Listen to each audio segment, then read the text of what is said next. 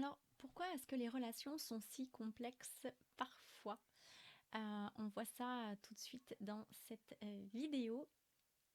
Abonne-toi, n'hésite pas aussi à laisser des commentaires ou à faire à transférer cette vidéo si tu penses que ça peut aider quelqu'un. Mais on va découvrir déjà ce sujet ensemble. Alors, les relations sont complexes. J'ai pas besoin de te faire un dessin. On sait tous que les relations ne sont pas toujours fluides, même si on aimerait.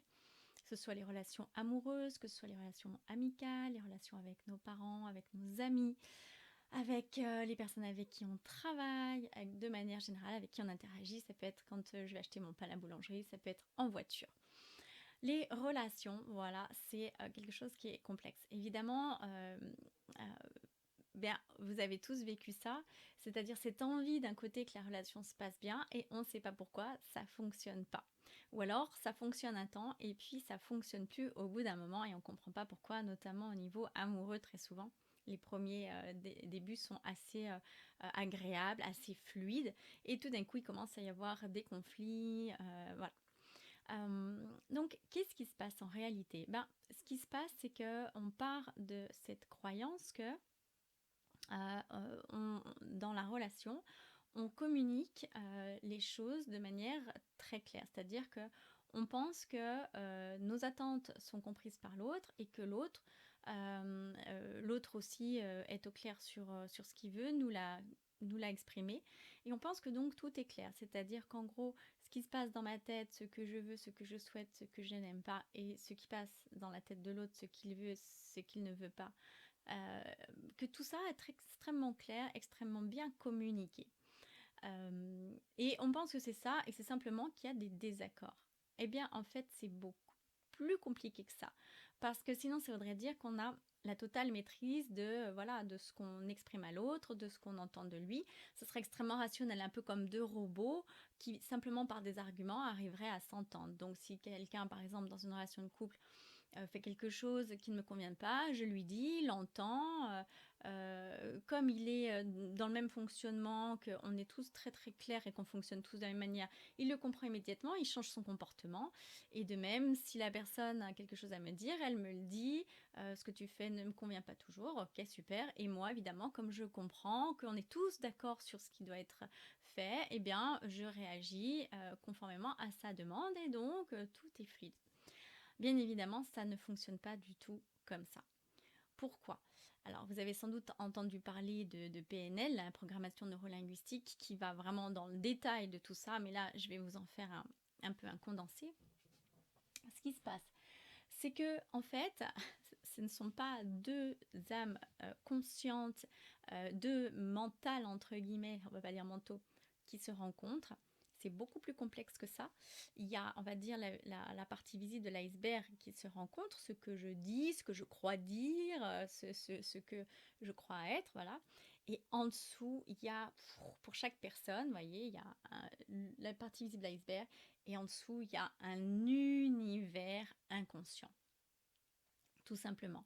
Et en fait, ce qui va se passer, c'est que donc nous, quand on est en relation avec une personne, même si c'est juste pour se dire bonjour, voilà, on croise son voisin ou même on achète quelque chose dans un magasin, eh bien, en fait, vous croyez que vous dites juste le mot bonjour et que l'autre va juste vous dire aussi bonjour ou pas bonjour, etc. Ça, c'est la partie visible, mais en fait, derrière, il y a deux univers, deux mondes inconscients qui se rencontrent. Même si vous ne racontez pas toute votre vie, toute votre enfance, tout votre passé, euh, et d'ailleurs, même si vous le faisiez, il y a des choses que vous ne diriez pas parce qu'il y a des choses qui sont enfouies, qui ne sont pas mises à la conscience, justement.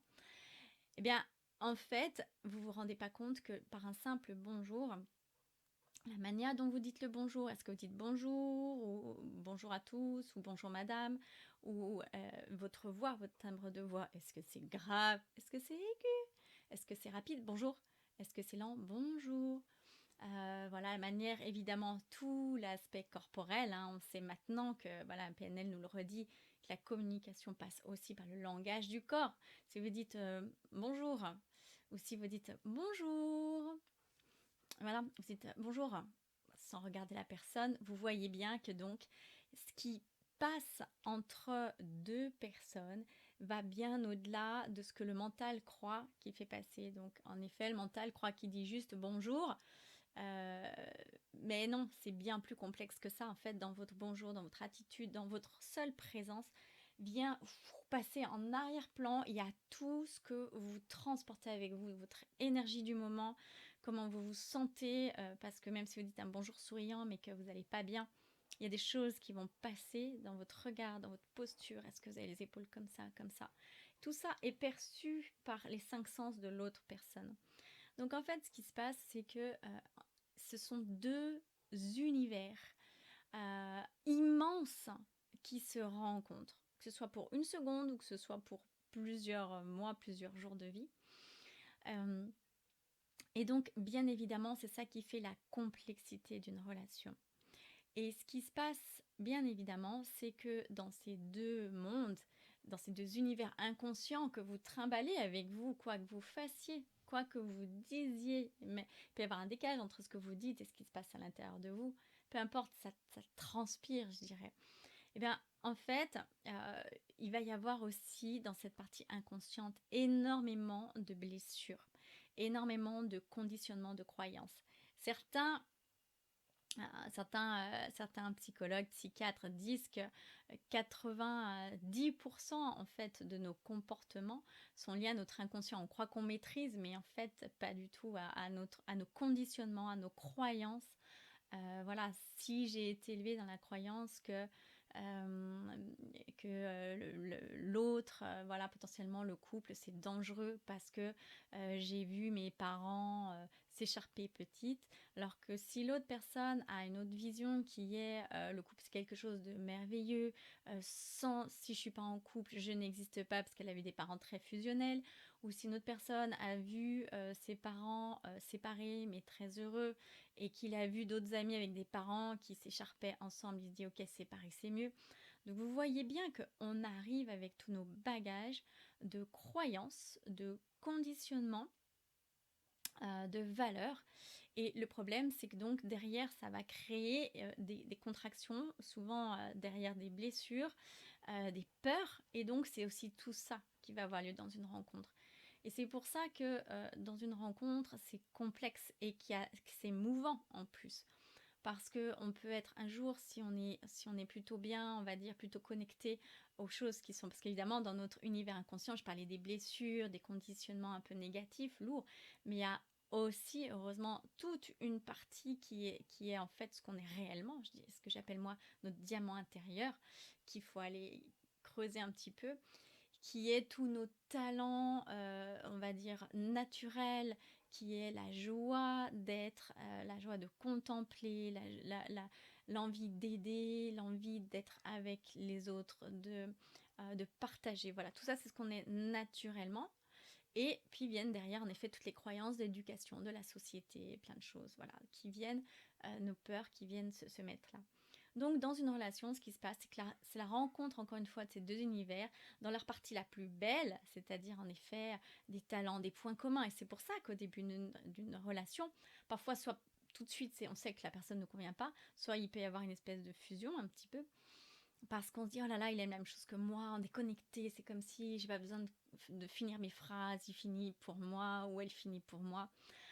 Parce que c'est la rencontre de cette partie plutôt belle, on va dire diamant, qui nous attire. Voilà, si j'ai un diamant un peu coloré, on va dire violet, rose, et que l'autre c'est pareil, c'est-à-dire plutôt vers la nature, et que l'autre aussi, bah, ça va s'attirer. Mais le problème, c'est qu'il va y avoir, au bout d'un moment, ça c'est la partie la plus importante au début, mais après il va y avoir toutes les peurs, conditionnements, blessures, croyances qui là peuvent être radicalement différentes et qui vont commencer à prendre le pas, d'accord, dans cette partie inconsciente. Et donc ça va commencer à s'affronter un petit peu.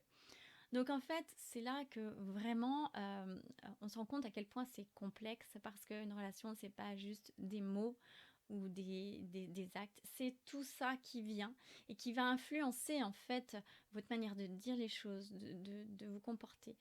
Et très souvent, on n'a tellement pas conscience en fait de pourquoi parfois on s'énerve, pourquoi est-ce que Par exemple, dans un couple, quelqu'un qui va faire des gestes répétitifs ou il a un tic ou une manière d'être qui vous agace et au début vous avez passé par-dessus, encore une fois parce qu'au début vous avez vu tout ce qui était complémentaire en vous, tout ce qui était vraiment connecté qui s'aimantait.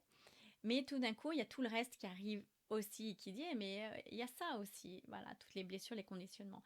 Et donc, si l'autre vient mettre à mal, entre guillemets, vient contredire une de vos croyances fortes, par exemple, c'est quelqu'un qui fait beaucoup de bruit en mangeant, je dis n'importe quoi, et dans votre famille, c'était vraiment, quand on mange, on fait pas de bruit, on fait très attention, ou quelqu'un qui va être très bordélique, entre guillemets, et que dans votre famille, il faut être très rangé, parce que sinon, on est sale, on n'est pas bien, on donne une mauvaise image, vous voyez, et bien tout ça va prendre le pas à un moment.